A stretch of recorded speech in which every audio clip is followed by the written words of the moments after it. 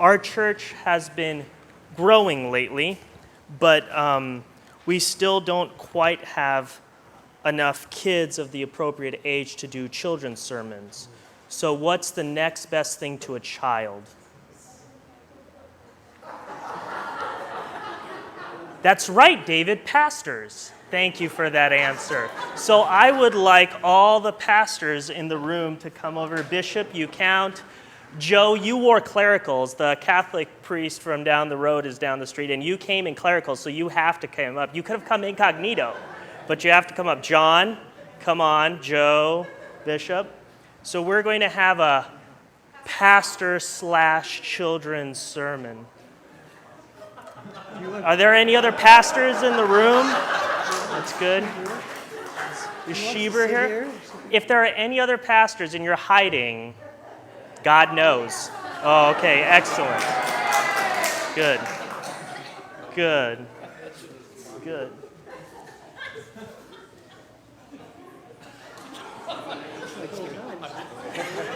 Hello, pastors. Hello, dear pastor. Oh, thank you. Today's a special day in our church. What is that day, dear pastor? Today is the church's birthday. Today is the church's birthday? Today's the church's birthday, and the church is 75 years old. How many is that? That's a lot. How many? Is this more than this? It's more than that. There's always one. There's always one of those. I am 35. How old are you guys? I'm 30. Oh, yeah. How many birthdays have you guys had? I'm this many. You're that many? You're like 8. That's good. That's good. 69. All right. How about collectively? Do we want to do it collectively? No. Okay. We'll just keep going. What happens on someone's birthday? What are some things that happen on a birthday? Cake. Absolutely. We get to play with fire. Fire. Oh my gosh. What else? Ice cream. Presents. That's the right answer that I was looking for, Bishop. That's a good job. Today, the church has gotten presents. Some generous people all came together and gave the church money. Isn't that great? Do you guys like money? Do you guys have any money on you? Yeah. Have you guys ever gotten a card on your birthday with money in it from like an aunt or a grandmother or great-great-great-grandniece or something like that? Me. Oh, I have. You have. That's right. Well, the church got money. What do you think the church is going to do with its birthday money? Put in air conditioning. Put in air conditioning. Okay. That's possible. That might be what happens, actually. Any other ideas? Well, the church decided not to give it all to the pastor, even though he asked really, really nicely. That's really too bad. But they're going to put it away for the future. They might spend some of it on air conditioning, actually. It's really hot. But most of it they're going to put away for the future because they want to make sure that there is a ministry here for another 75 years, that we can do really, really cool things and have another 75 fun birthdays. The church got other presents. Yeah, other presents besides money. What do you think could be more important than money in a church? Don't answer all at once. I know it's confusing, but people. That's the right answer. How did you really getting an A at this children's sermon? People is a great answer. People have been giving the gift of themselves to this church. For a while, people gave the gift of their time in putting together a delicious lunch afterwards, which everybody's invited to. People gave their talent, like David, who put together our worship service, and the choir, who gave all their musical talents to put together this beautiful worship service. That's right. Everyone say, thank you, choir.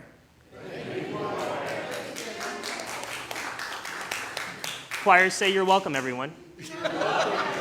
There we go. That's good. We're moving right along. This is really good. All right. How about these fellows here? They're all right. You did a pretty good job. All right. Thank you, brass. You guys are a good job. Yes, thank you.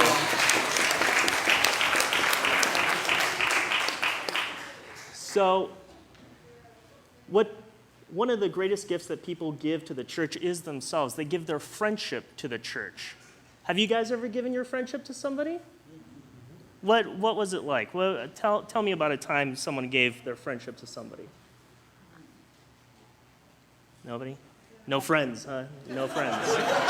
That's rough. I get it. No, really. Makes you feel warm inside to have a friend. I know. It makes me feel warm inside. You're a friend. You came today to the church, right? You didn't have to be here. No one's paying you unless somebody's paying you. No one's paying you. Yeah. People have given their friendship to the church. Are you almost finished? No, not even close. There's a long way. Do you guys? I have to go to the bathroom. No, you can't. I'm sorry. Always one of those. Every children's sermon. Do you guys know what a hobbit is? Who knows what a hobbit is? A hobbit. What's a hobbit? They have furry feet. They have furry feet. That's true. What else do you guys know about hobbits? Anybody? They live in Middle Earth, which looks a lot like New Zealand, actually. Surprising how that is. Well, here's one of the differences between humans and hobbits.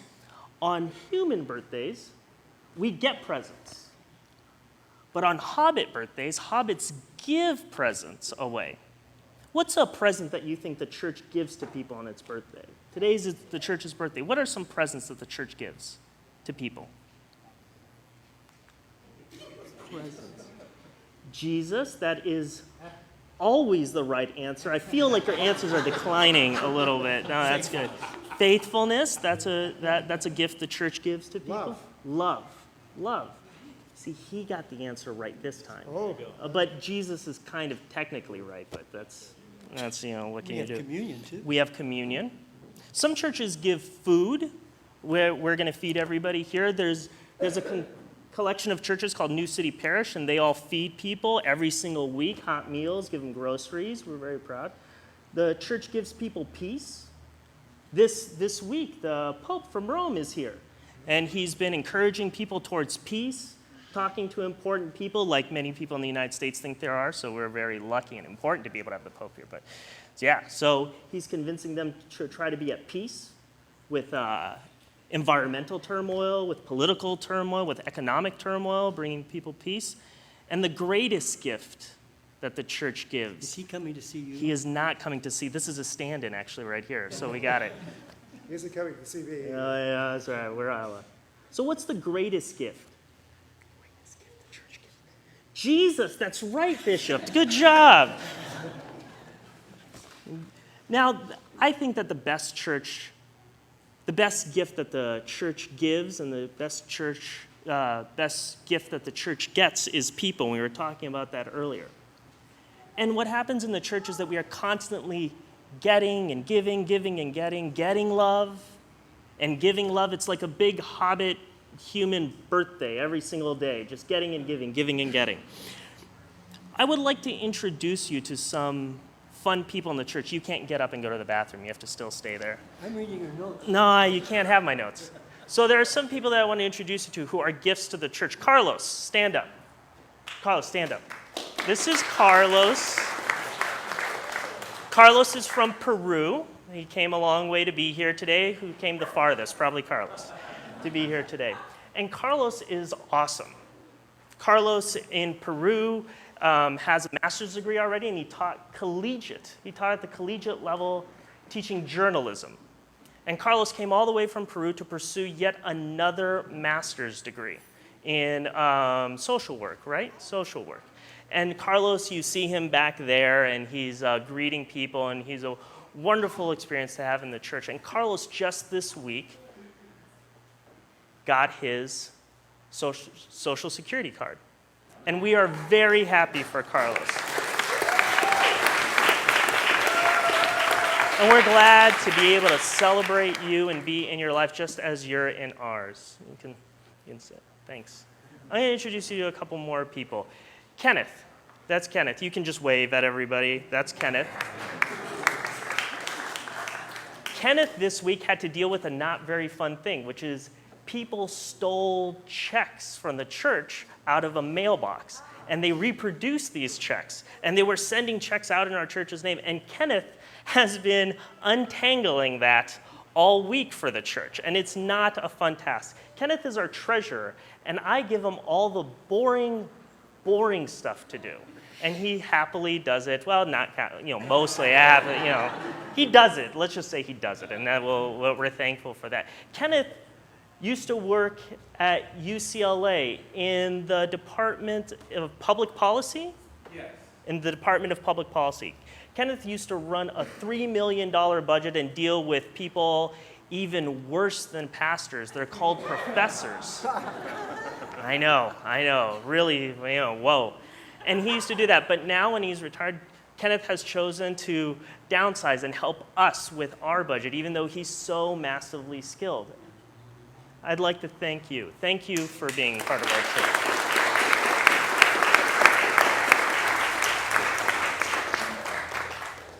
Greg is also in the choir, but Greg cheers for the Patriots, so we're not going to acknowledge his existence.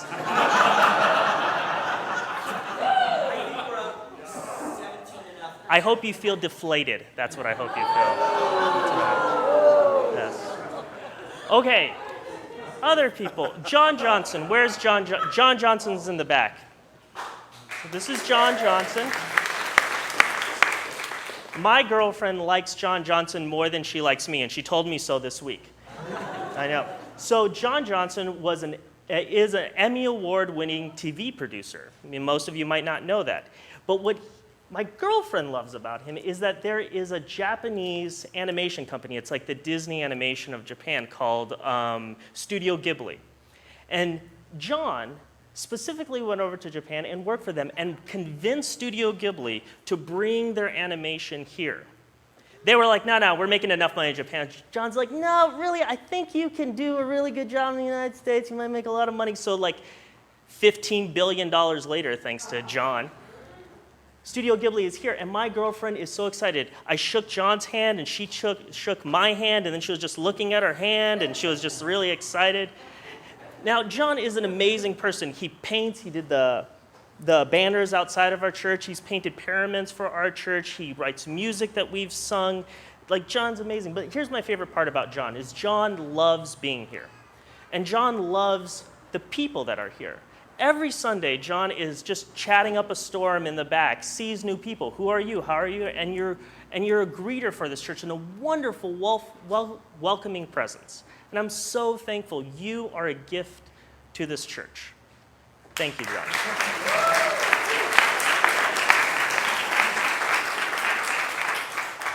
Sarah, why don't you stand up? You're going to have to take it. All right, so this is Sarah. Now, Sarah has been here a long time, a long time. And when she came here, 25 years ago-ish, 25 years ago, she had a passion in her for music. She used to sing in choirs that would tour around the world, around the country. She had the William Hall Chorale. And when she came here, what she started to instill is her passion for music in this church. And 25 years later, directly because of her pushing and asking and being at budget meetings and making sure that the quality of music is progressively higher and higher and higher and higher, that we have the choir and the professional, amazing musician that we have in David York, specifically because of you. And Pastor Richards, but that's fine. Thank you, Sarah.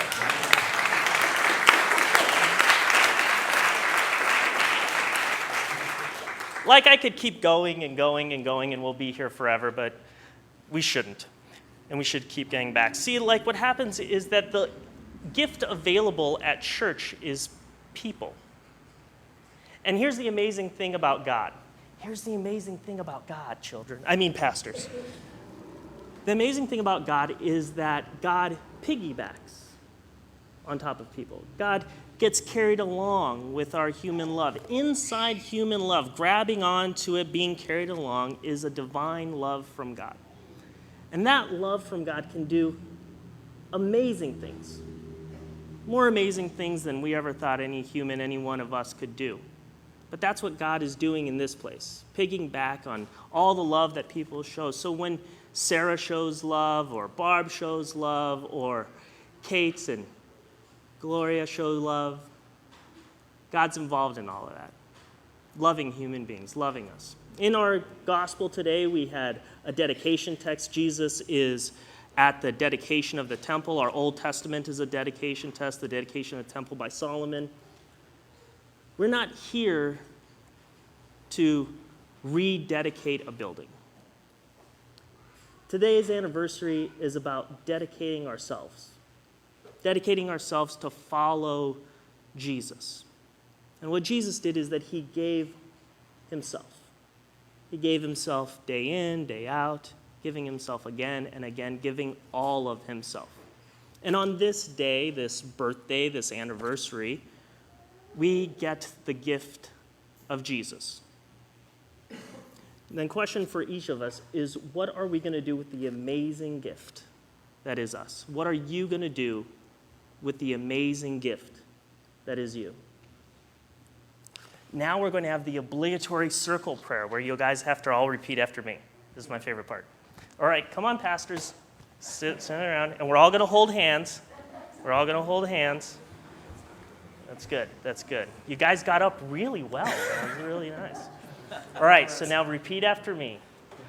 Dear God, thank you for the gift of Jesus. Help us to be gifts to our neighbor. Amen. Everybody squeeze hands. That's good. That's good. Thanks, guys. Thanks. You guys can go sit down now. Thank you.